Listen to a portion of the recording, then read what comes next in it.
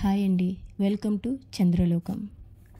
ఈరోజు వీడియోలో ఎంతో టేస్టీగా ఉండే అరటికాయ ఉల్లికారం ఎలా ప్రిపేర్ చేయాలో ఇప్పుడు చూపించబోతున్నాను. ఈ కర్రీ కోసం ఉల్లికారాన్ని ముందుగా ప్రిపేర్ చేసుకోవాలి.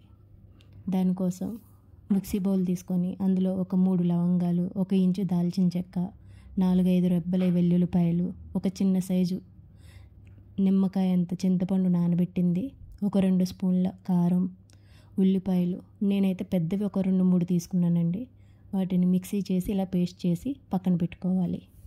అరటికాయ ముక్కల్ని ఇలా కట్ చేసుకోవాలండి. ప్యాన్ పెట్టుకొని దాంట్లో 5-6 స్పూన్ల ఆయిల్ పోసుకొని ఈ అరటికాయ ముక్కలన్నింటినీ కూడా దాంట్లోకి ట్రాన్స్ఫర్ చేసుకోవాలండి. మొత్తం వాటన్నింటినీ కూడా గోల్డ్ కలర్ వచ్చే వరకు మధ్యలో కలుపుతూ బాగా వేయించాలండి.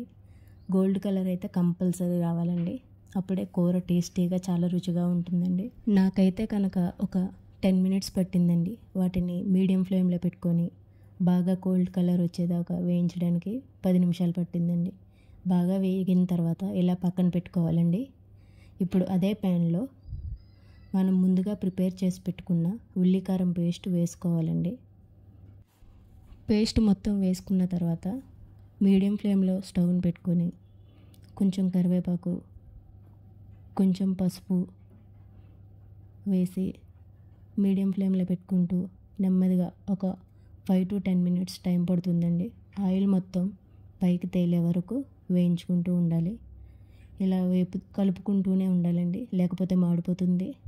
బాగా ఆయిల్ తేలిన తర్వాత మనం ముందుగా వేయించి పెట్టుకున్న అరటికాయ ముక్కల్ని యాడ్ చేసుకోవాలండి.